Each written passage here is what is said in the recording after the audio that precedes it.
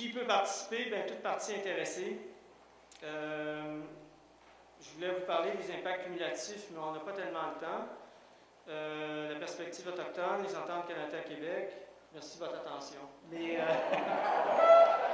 les impacts cumulatifs, tout le monde sait que c'est un élément très, très, très important à considérer. Et au fédéral, on a développé une procédure pour déterminer quels sont les impacts cumulatifs qui est appliquée même à l'échelle internationale. C'est une procédure assez intéressante. Alors, je vous laisse la parole. Je vais essayer de répondre à vos questions dans la mesure du possible, mais comme je le disais, en ce qui concerne à proprement parler la procédure fédérale, je n'ai pas beaucoup d'expérience dans l'application de la procédure comme telle, parce que, comme je le disais au départ, j'ai surtout travaillé sur des projets à l'international et au Québec. Mais quoi qu'il en soit, si je n'ai pas la réponse, je prends des notes de votre question et j'y répondrai. On va donc procéder à la période de questions, 10 minutes, top chrono. Alors, on met tout de suite en application, je vais être ferme, là, les nouvelles règles, c'est-à-dire on va laisser la parole d'abord à ceux qui n'ont pas posé du tout de questions depuis le début de la journée. S'il vous plaît, là, je vois le premier intervenant qui a déjà posé une question, parce que pour laisser la chance à plus de personnes, je suis désolé.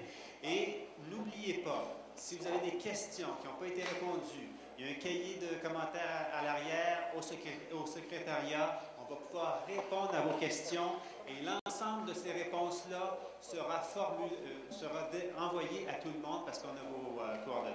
Monsieur. Bonjour, Thierry Gosselin d'Attention Fragile. J'ai aimé votre lapsus où l'évaluation environnementale était faite par le promoteur du projet. Ma question, c'est qu'est-ce qui arrive dans la logique gouvernementale pour avoir sous-traité ces évaluations environnementales et des compagnies d'ingénierie? Pourquoi le fédéral et le provincial ne se dotent pas d'une équipe compétente de scientifiques et de gens compétents qui seraient à l'abri des conflits d'intérêts? Parce que présentement, les scientifiques gouvernementaux, qu'ils soient fédéral ou provincial, et les universitaires sont utilisés comme contrepoids à l'industrie et disposent souvent de peu de temps pour lire des rapports de centaines de pages. Oui. Pour travailler dans l'entreprise privée, je suis d'abord un universitaire, mais j'ai quand même travaillé 6 ans dans l'entreprise privée, puis j'ai pu voir de l'interne comment ça se passe. Et les gens qui travaillent au sein des entreprises privées sont des professionnels au même titre que d'autres, qui ont des codes d'éthique dans certains cas à suivre. Le problème n'est pas là, à mon avis. Il y a évidemment des conflits d'intérêts dans certaines circonstances, pas dans ce que vous évoquez, là. Mais à mon avis, l'enjeu, le gros enjeu de la transparence, c'est au niveau de l'élaboration des termes de référence. C'est quand on décide du contenu de l'étude d'impact, puis qu'on fait le suivi de la réalisation de l'étude. Et c'est là que c'est.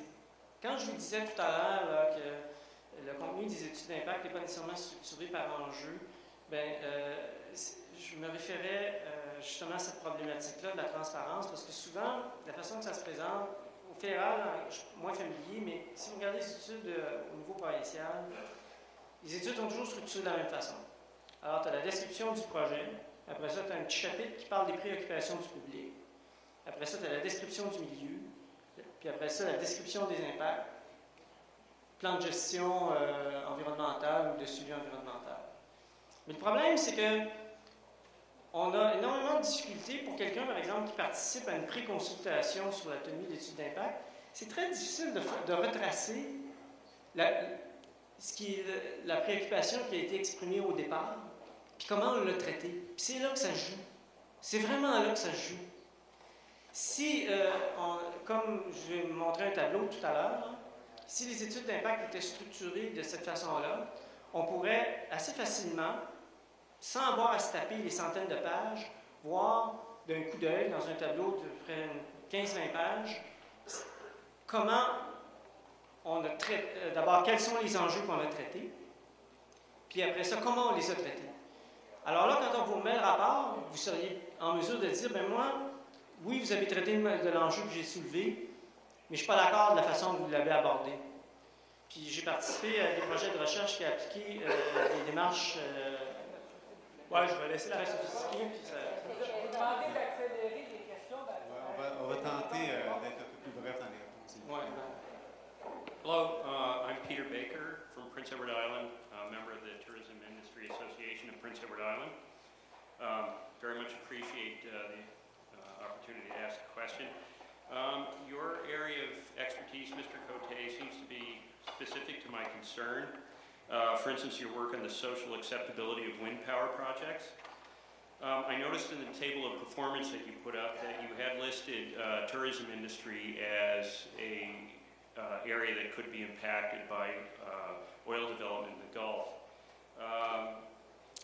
My question is, it's really not completely clear. I see that you are involved in assessment of the development of hydrocarbons in the Gulf. Do you feel that consultation with the tourism industry in any of the provinces that border the Gulf is important, or has there been any consultation with any of the tourism stakeholders or tourism industry associations in the provinces that border the Gulf? Je ne peux pas répondre à votre question, je l'ignore. Je n'ai pas suivi le déroulement des activités, dans le détail des activités qui ont été réalisées autour de cette problématique-là en lien avec l'exploitation des ressources en hydrocarbures, malheureusement. Mais si on parle de l'éolien, de l'implantation des projets éoliens, pour ceux qui s'intéressent, là, il y a une étude qui a été réalisée à l'Université du Québec à Rimouski sur l'acceptabilité sociale. Et on a, dans le cadre de cette étude-là, analysé 6 cas d'implantation de parcs éoliens. Et la question de l'impact de l'implantation de ces projets-là sur l'industrie touristique était un des enjeux qui a été abordé, mais il y avait aussi l'enjeu sur le paysage, parce que le paysage, évidemment, quand on parle de l'éolien, on parle du paysage, et il y avait aussi une analyse à cet égard-là. Mais malheureusement, je ne suis pas au fait du détail de ce qui s'est fait jusqu'à maintenant à cet égard-là. Merci. Prochaine question. Thank you for your answer. I just want to mention the reception on this translation thing is so poor that I really didn't hear most of it, but thank you anyway. I'm going to answer your question in private if you want. I'd like to say for the record that there's 2 libraries being used around. On vous l'a mentionné déjà, fermez vos BlackBerry, ça ne fonctionne pas. Là. So if you want the translation to work correctly, please close all your BlackBerries and cell phones. Oui, bonjour, Danielle Giroux pour Attention Fragile aux Îles-de-la-Madeleine.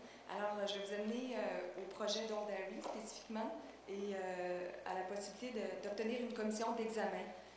Et voici mes questions. Vous avez parlé d'un des critères qui est la préoccupation du public. De quelle façon est-ce qu'on peut exprimer déjà à ce stade-ci nos préoccupations pour augmenter nos chances d'obtenir une commission d'examen dans le cadre de ce projet-là? Est-ce que c'est tout simplement dans le cadre du mémoire ou il y a d'autres actions qui peuvent être entreprises présentement? Et deuxième sous-question, est-ce que c'est possible d'étendre un processus de consultation à l'ensemble des 5 provinces concernées, compte tenu du fait qu'à ce stade-ci, là, on regarde ce qui a été fait dans les EES, des EES fragmentés qui ne couvrent pas l'ensemble du Golfe? En ce qui concerne la procédure fédérale est assez ouverte sur la participation du public, c'est-à-dire que vous pouvez soit vous adresser, s'il s'agit d'un examen préalable, à l'autorité responsable, ou si, là, ce serait le cas de l'exploration. S'il s'agit de l'exploitation, bien là, vous vous adressez à l'Agence canadienne, à qui vous pouvez exprimer vos préoccupations. Puis là, il y a un jugement qui est porté sur s'il y a plusieurs demandes qui sont faites. Il y a un pouvoir discrétionnaire de déclencher ces processus-là. Mais il n'y a pas, outre ce que j'ai mentionné tout à l'heure, il n'y a pas comme d'obligation, comme dans la procédure québécoise d'ailleurs, comme l'audience publique du BAP, c'est pas automatique, il faut que les gens en fassent la demande. Mais dans le cas de la procédure fédérale, c'est le processus de faire une demande est un petit peu moins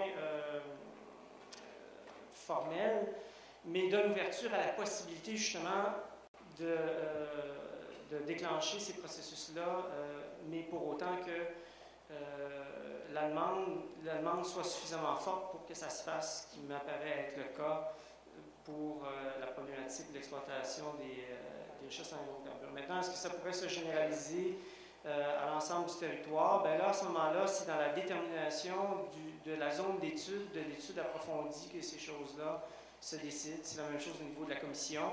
Là, ça dépend des enjeux, mais comme ça a été expliqué un peu plus tôt, il y a des enjeux, notamment écosystémiques, qu'on ne peut pas limiter à des territoires tranchés sur la base de juridictions, de choses comme ça. Alors donc, à ce moment-là, c'est à la commission ou à l'autorité responsable de faire l'étude approfondie ou l'examen préalable, selon le cas, de déterminer la zone d'étude selon le type d'enjeu à analyser. Merci. Une dernière question de la Swan. Ian McPherson, I went to Fishermen's Association in Prince Edward Island. We represent 1,300 fishermen. Mr. Cote, can you tell me if royalties are part of the economic impact? Oil and gas royalties, are they considered under economic impact? C'est-à-dire que what I'm going to say is all the environmental, social, and economic impacts of the activities are all consideration taken into account. But these are to be determined when you do the study, when you do the scoping, but theoretically, when we do an environmental impact assessment, it covers all these areas, including what you mentioned. I just wanted to comment that I understand an agreement's been reached between Quebec and the federal government on royalties for the Old Harry project, and I find it an insult to your process and to all the stakeholders here that something like that's been agreed to when the assessment hasn't been completed or decided. So. Well, these things have been discussed in relation with the wind power project. This was a big issue. What are the economic impacts for the local municipality, for example, and the way this has been decided, because it's not just always a result, but it is a process that is an issue at stake. People disagree about the way these things have been decided. So in the wind farm project situation, it was quite an important issue. Merci beaucoup. Monsieur Gilles Côté, merci beaucoup pour cette conférence. Désolé pour les questions pas répondues, mais je pourrais y répondre.